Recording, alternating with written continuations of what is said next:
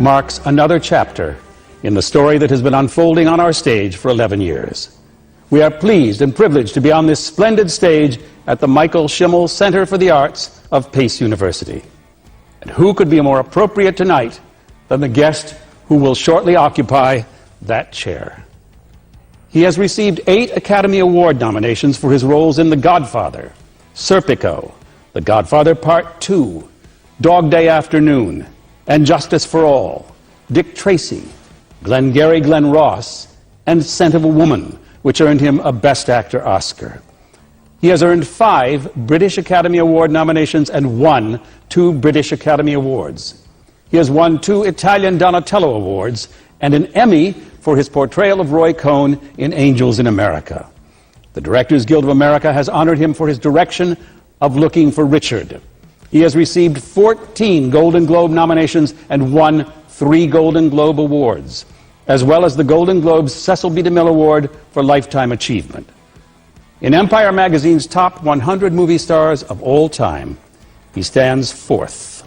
And in England's Channel 4 poll to select the greatest movie star of all time, he was voted number 1. He is one of the few actors who has won acting's Triple Crown, the Oscar, the Tony, and the Emmy. Finally, of great importance to this series and to this moment, he is, with Ellen Burstyn and Harvey Keitel, a co-president of the Actors Studio. He is Al Pacino. Dentro del ciclo Inside the Actors Studio, tal vez esta sea la más emotiva e impactante presentación hasta el momento, la correspondiente a Alfredo James Pacino, más conocido como Al Pacino. Sin lugar a dudas, se trata de uno de los más importantes actores que nos ha dado la historia del cine hasta el momento.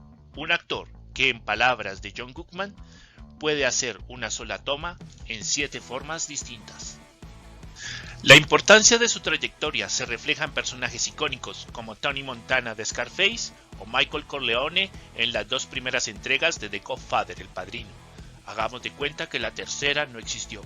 Y en efecto, y para no ir más lejos, una serie tan exitosa como Breaking Bad no hubiera existido sin estas 2 películas, y Walter White no hubiera eclosionado en forma y fondo si no hubieran existido antes Tony y Michael.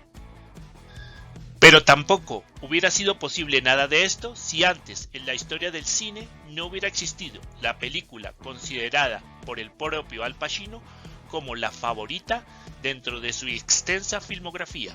Hoy, en Cine y Adicciones, The Panic in Needle Park, la película tótem de Al Pacino.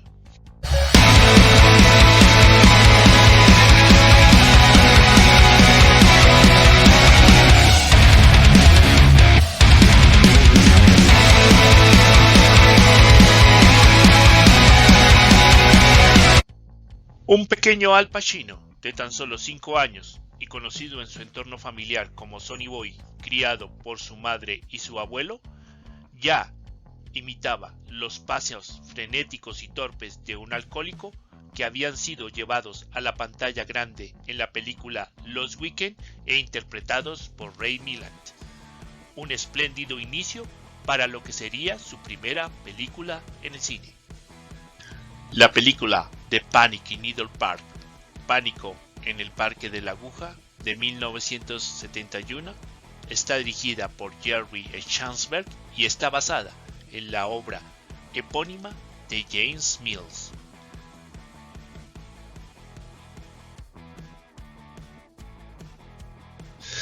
En la Upper West Side de Manhattan, Estados Unidos, y entre la intersección de la 72 y Broadway, y a un solo par de manzanas donde John Lennon fuera asesinado en 1981, existe una pequeña plaza llamada Sherman Square. A finales de los años 60 y principios de los 70 se ganó el remoquete de Needle Park, Parque de la Aguja, porque allá confluían tanto drogadictos como expendedores de droga. Es aquí donde la historia de Bobby, un ratero, drogata y expendedor de drogas, y Helen, una chica procedente de una familia disfuncional y abandonada a su suerte, se desarrolla.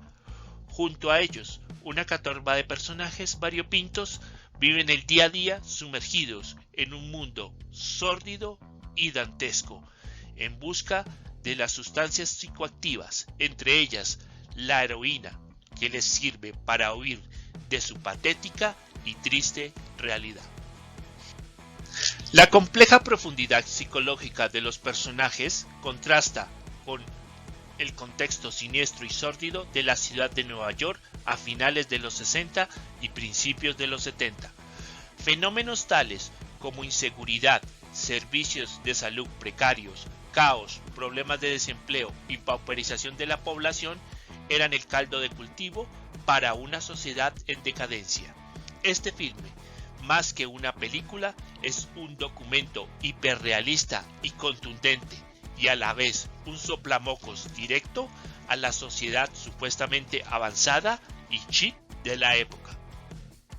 Aquí el sueño americano queda totalmente pulverizado, y si alguna vez existió, se diluye en las jeringas usadas por los drogatas de turno para inyectarse. Inyectándose, buscan el mejor colocón de sus vidas, que a veces con una fatal buena suerte termina en sobredosis y algunas veces la muerte.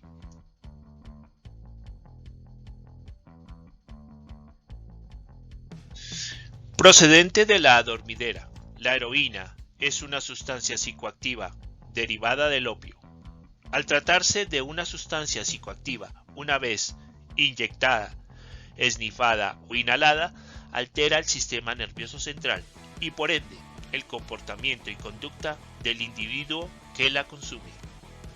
Se comercializó como jarabe contra la tos antitusífero en 1898 por la empresa Bayer y se retiró del mercado en el año 1910 al darse cuenta su fuerte potencial adictivo.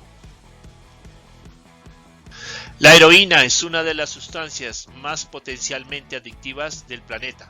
Es una droga depresora del sistema nervioso central, es decir, ralentiza el funcionamiento de este, induciendo a un adormecimiento cerebral, sensación continua de anestesia y posterior coma.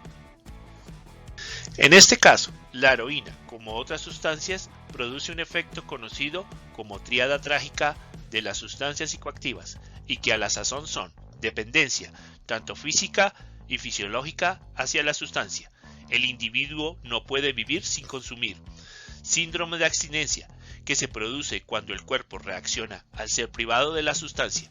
Las funciones del cuerpo son alteradas drásticamente, generando fuertes desequilibrios químicos y hormonales, acompañados de fuertes estados depresivos. Y tolerancia. La persona necesita una dosis cada vez más alta de la sustancia para experimentar la misma sensación placentera del inicio. Teniendo en cuenta esto, es comprensible que el mono, expresión coloquial, como es conocido el síndrome de abstinencia hacia la heroína, sea uno de los más fuertes y dolorosos. Suele aparecer después de las 8 o 10 horas de la última dosis y se puede extender hasta 2 semanas. Esta ansia intensa por volver a consumir es lo que lleva al adicto a reincidir. Como era de esperarse, la industria farmacéutica, en su ciclo de crear la enfermedad y luego la cura y viceversa, ha creado medicamentos para contrarrestar estos efectos y acelerar la desintoxicación, con más fracasos que éxitos.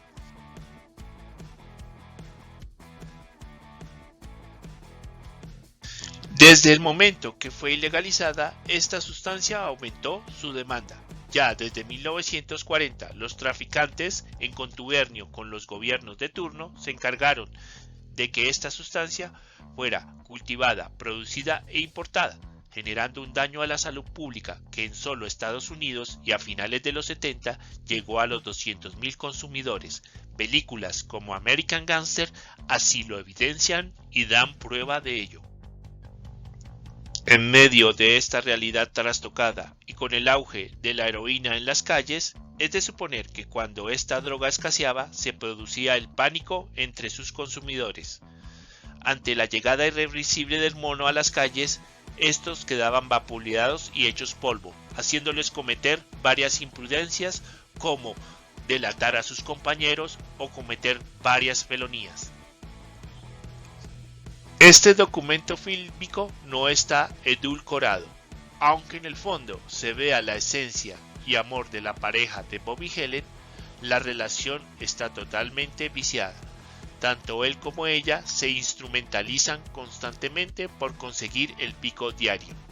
La crudeza del día a día de estos dos enganchados hacen que cualquier peor día de nuestras vidas sea de parvulario. Con escenas fuertes que serían censuradas hoy en día, la cinta recae sobre los personajes de Bobby y Helen. Un Pacino neófito en el cine y que tras esta cinta se catapultaría a protagonizar The Godfather, El Padrino, y Katharine Hooper, cuya actuación en este filme le merecería una Palma de Oro en el Festival de Cannes. Nunca volverían a actuar juntos.